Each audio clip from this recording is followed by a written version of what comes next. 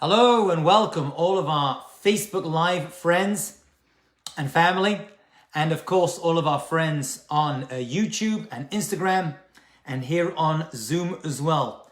Okay, good stuff. Great to be back. So pleased. I got a lot to tell you.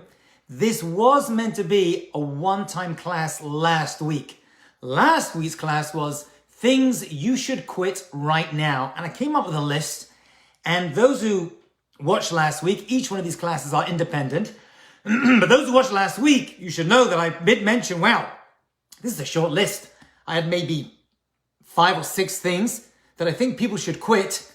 And when I was talking, I was like, wow, I got loads more, and the list just going on and on. Plus, I got a lot of emails and messages after last week's class, people who watch on the various social media platforms. And I decided to add a part 2. So today's class is very aptly entitled, More Things You Should Quit Right Now. So that's going to be our discussion this evening. And again, this is about a list of maybe 7 or so more things that I think people in healthy relationships, people are trying to work on themselves, should quit because they are really self-defeating behaviors. Yeah, and I think just kind of like delineating what they are and expanding on them and double clicking on them as well will help us all become better at trying to be us, which is the goal of our Wednesday series. Okay, I want to start with a couple of statements and then a quick joke, which is also a story and an idea rather. I want to start by saying that we are creatures of habit. That's really what we are. I've mentioned before that even the smartest people that I've ever met and that even exist are not rational beings. We are emotional beings. That's what we are in our essence. We're emotional creatures. We react to things not with logic. Very rarely do we do that. If we do, we have to work very, very hard. Most of our reactions to things that come up in life are emotionally based. And rather than just kind of like reacting in a healthy way, many times we just kind of jump in and try to protect ourselves. And we are also guilty of being creatures of habit. And I don't just mean good habits, but bad habits as well. And those are things that we need to kind of like be aware of and things we are all, or should be all trying to quit. I know I am, for sure. There's a story of a guy who was working on a construction site.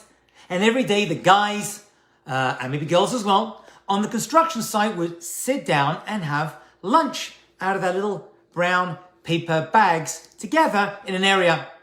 And so the guy sits down with his buddies and he opens his brown paper bag and he says, oh no, peanut butter and jelly sandwiches. Oh, I hate peanut butter and jelly sandwiches. Okay. Next day, same thing at work, on the construction site. Out they go, sit around together, take out the brown paper bag, open up the brown paper bag, looks at it again and says, oh, I don't believe it. Peanut butter and jelly. I hate peanut butter and jelly sandwiches. And there it is again. Day later, same thing on the construction site. Everyone with their brown paper bags goes and sits with his buddies. He opens up the brown paper bag and once again he says, oh, I don't believe it. A third day in a row, peanut butter and jelly sandwiches. I hate peanut butter and jelly sandwiches. And one of his friends chimes in and says, Dave, what are you doing? Just tell your wife to make you a different type of sandwich. And he says, my wife? She doesn't make my sandwiches. I do. Now it's a joke, but as you should realize at this point, every joke has a little bit of depth and understanding that comes with it. Most of the challenges that we have in life, not all, definitely not all, but most, if not many of them, are things that we kind of create and we perpetuate. And really we have the ability, if we just get a clarity of vision, to maybe course correct the problems that are showing up in our lives. Okay, so with that peanut butter and jelly sandwich story that I'm sure you're going to tell your friends over Shabbat or Shavuot, let's begin our list right now. Number 1 thing to quit. Quit lying when someone asks you if you're okay. Now, a lot of behaviors we have come from our childhood. And unfortunately, what we do is we kind of take those childish, emotional reactions with us from our childhood. And while they may be okay when we're 8, 9, or 14 or 15, when we're in our 20s, 30s, 40s, and 50s, it kind of gets dated and a little bit tiresome. And many times I know people who I know are suffering from something very big. And I'll say, so, you doing okay? How are things? They're like, I'm fine. And I find myself, especially if it's like an official therapy or counseling session, trying to coax out of them what the problem is. Healthy people don't just say, everything's okay, when they know there's something bothering them. Now, we all have different relationships. If someone sees you in the supermarket and says, hey, how you doing? You're like, well, my kids are driving me crazy. Anyway, there's a time and a place for everything. But there are opportunities that we all have to be able to express our true feelings. And maybe it's a wounded childhood. Maybe it's feelings of abandonment that we all have to some degree, that no one is really going to understand my problems. No one is going to be able to do anything about them. And maybe that's true and maybe it's not. But there's one thing you need to quit doing, and that is saying everything is okay when actually it isn't. Because if you can't admit to other people there's a problem, and you can't admit to yourself that you're dealing with something, then there is not going to be any change in your life. You need to be honest. And if a friend says everything okay, and if you're upset with them or someone else, you need to verbalize it. I mean, I've mentioned it before, but people cannot read your mind. Even the things that are blatantly obvious to you, that are so clear that there's no way this other person could not know what I'm thinking or feeling, most of the time, they have no idea. And if they do have an idea, they don't know how big and how challenging and problematic that issue is for you in your life. If you have a challenge, you need to verbalize it, quit lying and telling people everything is okay when it's not. If nothing changes, nothing changes. So that's number one. Number two, and these are really 7 very different things. These are things that I've discovered from working with people and from obviously my studies and my degrees. But this is something, although they're separate and distinct, these 7 ideas, they do kind of have like an underlying theme, which I'm going to try to tie together at the end. Number 2, quit telling people, or quit telling yourself, actually, to be more accurate, that you're not worthy of love. Now, I don't know where this comes from. And I know people who are very good at offering advice, sometimes pretty good love advice to other people. However, they seem to think that from something from their past, from their childhood, some misperception, and I'll say that clearly, some misperception of their own personalities and their own goodness and worth, they think that they're not worthy of love. And it's going to sound crazy, but I see this day in and day out. When they do finally find someone who gives them a true, authentic, healthy love and attention, they will actually go out of their way to destroy and to break up that relationship.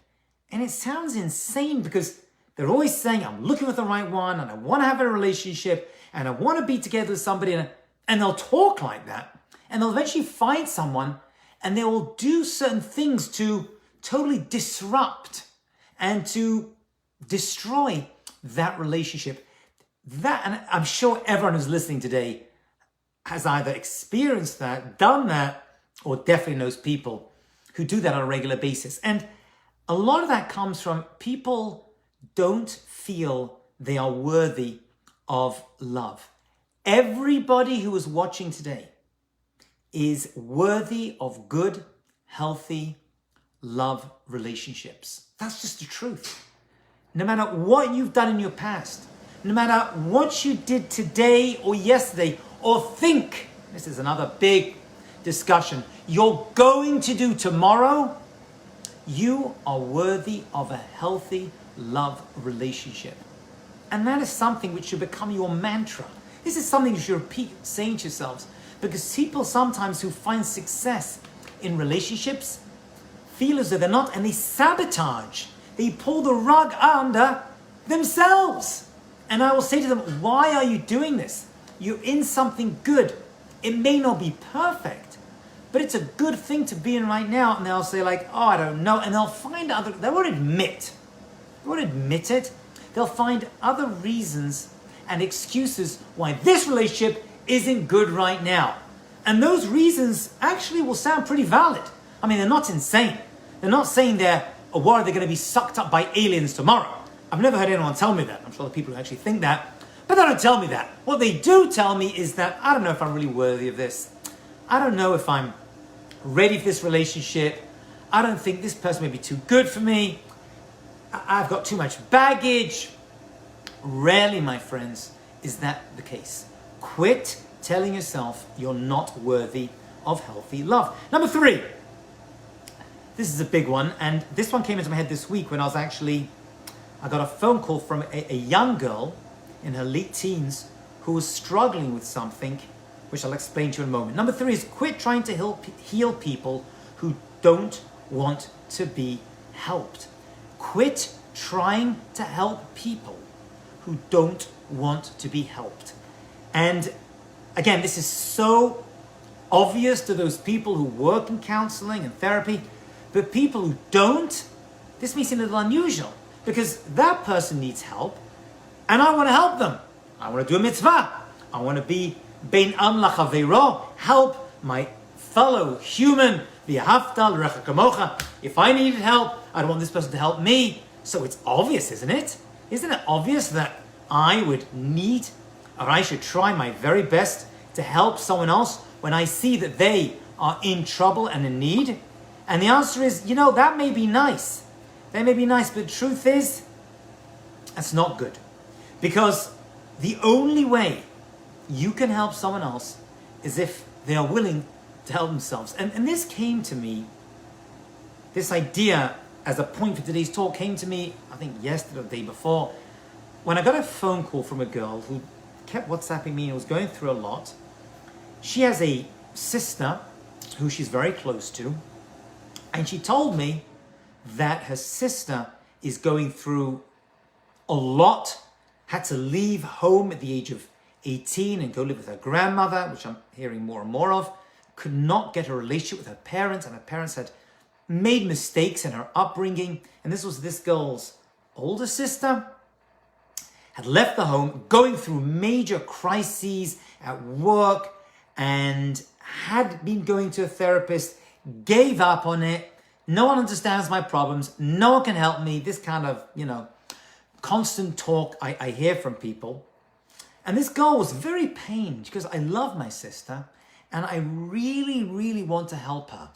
But I find myself unable to get through to her. And it happened to be that this girl is also a student of mine, and her schoolwork is being affected, and her other relationships are being affected, and everything from her older sister's problems were trickling down to her because she was so desperate to help her older sister. And her older sister, and this is going to sound extreme, but I want you all to hear me very, very carefully. I've never spoken about this before, but I'm going to speak about it right now. Her older sister says, you're the only person I'm alive. If you don't love me and you don't help me, I know what I'm going to do. I'm going to kill myself. Now, that's a lot of baggage. And that's a big, heavy statement to throw at anyone. And there are many people who will throw that out and say, I'm going to kill myself if you don't A. I'm going to kill myself if you don't B, or whatever you need to do so I don't kill myself. And I mean, it's a terrible, terrible thing to do. And no one wants to hear that. And everyone becomes terrified and immobilized that someone may actually kill themselves because I don't do something to help them. I want to talk about that for a second. I want to give you the response that you need to give people when and if they make such a statement. You must say to them the following words, and I'm paraphrasing, so you can word it any way you want. I love you. I'm there for you. it would upset me very much if you did end up killing yourself. But if you do, I'm not going to take any blame. Because I know there's a lot of people out there who are willing to help you, who want to help you, but I cannot take the responsibility with me of you taking your life. And so I'm here to help, and I'll guide you and help you navigate the challenges that you're going through. But first of all, threatening with suicide is not going to change anything about the way I deal with you. And I hope you don't, but it's your life and your decision. Again, it would upset me greatly because I love you and I want you here with me. And I think that your life can be better if you take the right steps. But if you do kill yourself, and I've heard of stories, no one I've actually dealt with, but other therapists I've spoken to, that people do actually take their lives and they have to spend a lot of time dealing with other family to explain to them that this was not your fault. It's best to preempt this and tell the person this, that trying to guilt me out is not going to work. I'm here for you, I want to help you, but I'm not going to take the blame if you end up doing this to yourself. Just so you understand, it's not going to work. And this other girl was losing her life because her older sister was constantly throwing all of the problems onto her. I wouldn't say blaming her, and no matter what you offer some people, they just don't take responsibility for their own lives or problems. At some point, you do your best. You say, I'm there for you. When you're ready for help, call me. And as a rabbi and a counselor, I have to say that a number of times. I know you're going through a lot. You may not want to deal with it right now, but if you need me, I'm here. But I can't force you because you're a big girl.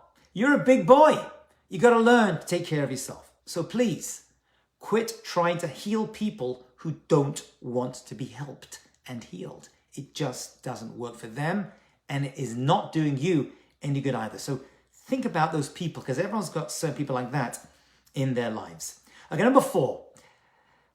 And let me explain what I mean by this. Quit rewarding bare minimum effort. You know, we all like to be cheerleaders of other people, you know? And I know when it comes to, dealing with children, your own kids, they'll come, they'll do something small. You're like, oh, that's amazing. Well, you picked up your coat and you put it on the hanger. That's great. And put your shoes away and you did it. And that's worth mentioning. And that's all well and good.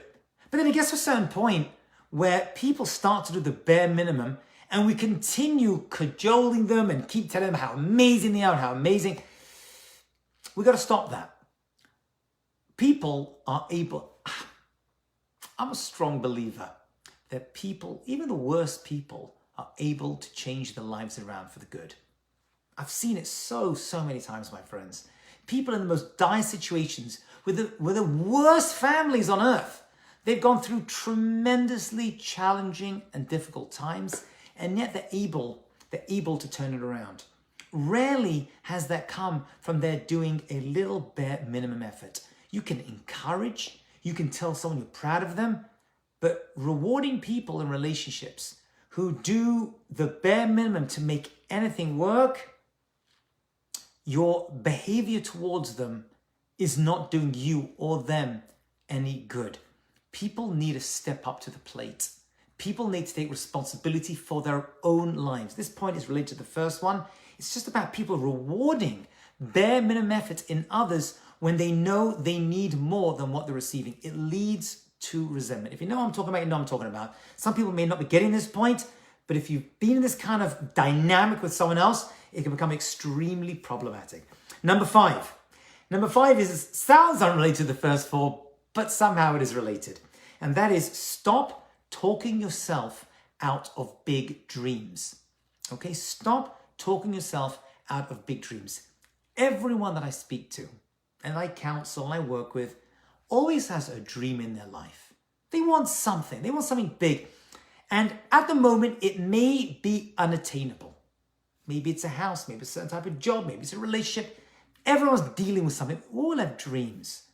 However, we kind of feel as though those dreams are just out of reach and we just can't get to them. And the answer is, yeah. In most cases, they may probably be out of reach. The problem is, what you have to quit doing is that inner dialogue that's saying, I'm not worthy of those dreams, I don't deserve it, and I'm never going to get it. Maybe that dream won't come to you now. It may take a month, a year, 5 years, or 10 years. I mean, I can think back to certain things I wanted in my mid-20s, and I ended up getting in my mid-40s. Okay, what those things are kind of irrelevant for now. But they're important because I never really gave up on them. And whenever that voice came into my head saying, it's not going to happen, I kept saying, I want this. And I don't know how I'm going to get it. I don't even know how to put my first foot forward in order to get to that point. But it's still my dream. And this little voice that we have inside us, this inner dialogue that's saying, you're never going to get it, don't waste your time, is the problem. It's worth keeping it alive. You may have a big dream, like I do at some point, to move to Israel. Okay, that's one big dream that I have. I have no idea I'm going to do it. My entire life is entrenched here in New York, and I'm delighted. I love living here, and I feel I'm doing good work, but I have a big dream. Don't ask me right now, I'm going to do it. Now, maybe we're like, well, just do it, right? Which is one way to deal with my, but it's not correct right now. But I tell you something, a month doesn't go by without my wife and myself looking at each other and saying, we have a dream. And one day we're going to make it happen. And God willing, I will. And I'll be broadcasting from Israel right now. Okay, that's a personal thing. It's okay to have big dreams, even if they are not reachable now. Quit talking yourself out of dreaming of those big dreams. Even keeping them in your mind will keep you going, whether you realize it or not. Number 6 is people should quit pretending something doesn't bother them if actually it does. And this is actually based upon a Rambam. Maimonides makes a fascinating statement that many people I've met who've learned the Rambam have never actually seen this one piece of Rambam. Maimonides tells us that if something is bothering you, you are obligated. It's not a suggestion. It is an obligation. It's a chiyuv, as he says, to approach that person and say, what you said to me was really mean and nasty. I don't respect the fact that you would talk to me that way. Now, you're not allowed to ever do this in public. One of the worst things a person can do is to embarrass another person. Okay? It's akin in Judaism to killing them, to shvichat damim, right? Actually, to shedding blood. Actually, when a person blushes, the blood drains away. That's a form of shedding blood. It may not be physical murder, but it's emotional murder. Embarrassing someone else is a terrible, terrible thing. Even and especially children. You have to be extremely careful. Kids will hold on to embarrassment for a long, long time. So the Rambam is saying that if someone upsets you, he says, in the Mishnah Torah, in the same law book that the Rambam described the laws of kosher and Yom Kippur and Shemitah and charity, whatever, every other halacha, every other mitzvah, he stops in Hilchot Deot and says, if someone's upsetting you, you must go up to them. You cannot hold on to hate in your heart. Stop pretending. Quit pretending something doesn't bother you when actually it does. And you must articulate that. Once again, you may think that they know what they did to me. They realize how upset they are. Chances are, again, they don't. You may not have verbalized it or demonstrated how much they did actually hurt you. The last point we're going to look at before we finish off today, and this actually relates to everything else we've said up to and including this point. And that is, and by the way, if this was just the one thing, it would be enough for today's discussion. Quit spending time with people who don't value your presence. I'll say that again. Quit spending time, okay? And there's a lot going on in the statement, so I'm going to break down each point with people who don't value your presence. Now, spending time is a key part of this. One of the greatest gifts that we have is Zman, is the power of time. I know that many of us, use the expression, I'm just killing time, which we're great at today. Rabbi Moshe Feinstein, one of the great leaders of the last generation, said, killing time, that's takaritzicha. That is murder, right? If you want to talk about killing anyone, killing time Because time is the most precious thing we have. And I know so many people who will waste time with people, with relationships, with friendships, that they are wasting their time with people who don't value their presence. I was actually got a WhatsApp last night from a very wonderful young guy, and he told me how he had been dating a girl. I actually know this guy well, and I just met the girl recently. He was dating this girl, and then they dated for a certain amount of time, and they broke up again. They broke up, and they got together again because she kind of like pulled him back in, and then out, and she pushed him out again, and then she keeps inviting him back. It's just this to and fro, and I think 8-9 months of this to and fro. And the expression I used, and I don't want to, please don't misunderstand this expression. Okay, I'm not here to offend anyone with it. You got to be careful nowadays. People get very offended very quickly. But to some degree, she was keeping this guy on a leash, right? Meaning that she would kind of let him go and then pull him back, and then let him go and pull him back, you know? And this was someone who does not value his presence. A wonderful guy, and I mean, I hardly know her, but she seemed like a nice girl. But she's dealing with stuff, yeah? And time, as we said, is so valuable. We have limited time and limited bandwidth to deal with all of this stuff in our lives. So when I say this, I really mean it. Sometimes we don't have the ability to just kind of like check out of people. We have to work with people. We have to be in family with people. And it's tough. But you kind of get to an age, and it's different for different people, but it's a great sign of maturity when you quit those people who drain you of your emotional goodness. You know, I always think, when I say that, I always think of Harry Potter. Anyone know Harry Potter? I'm sure you've read the books or saw the movies. I didn't see the movies, but I read the first 2 books. I did enjoy them very, very much. I've heard there's like another 9 to read. But there were characters in these books called the Dementors, if I remember correctly. And these were like kind of individuals who had the energy to suck out the joy of your life, right? You became very depressed when you're around them. I know many Dementors. I know people who just, when you hang out with them, they just don't value your presence. They don't value your time, and they just kind of suck all the positive energy that you have. Your positive energy is not limitless. It's limited. And therefore, if you are able, and now sometimes we're dealing with families, we spoke about it before, in-laws and brothers, you got to kind of spend time with them. But that time is just check in, check out. That's okay. Some relationships are kind of, I smile, I check in, and then I check out. That's okay. That's just an obligation that we have, because we can't break off. I'm very much against people breaking off ties with families. But you can limit your exposure to those people who don't value you. And again, it kind of relates to a previous point of trying to maybe heal people who don't want to be helped. Very, very problematic. And we kind of think as children that we can help and we can save. And I think a lot of this comes from the Disney movies, that if I just work a little bit better, I can save that person. If I just try a little bit harder, and if I just gave that sleeping beauty her one kiss, she'll wake up and everything's going to be okay. She won't. She's semi-conscious on a slab, and there's nothing you can do about it. If she wants to get up, she's going to have to find her own way out of it. You can offer help, but that's it. And so these people, these Dementors, actually probably a good title for this talk actually, dealing with Dementors. You're not going to change them. You can do nothing about them.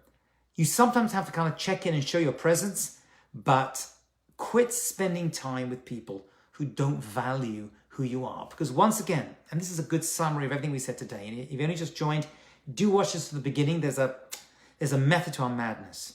Let's just run through the main points, and you'll see how it all ties together. you can figure it out. I haven't figured it out myself yet. Number one, stop lying when someone asks you if you're okay.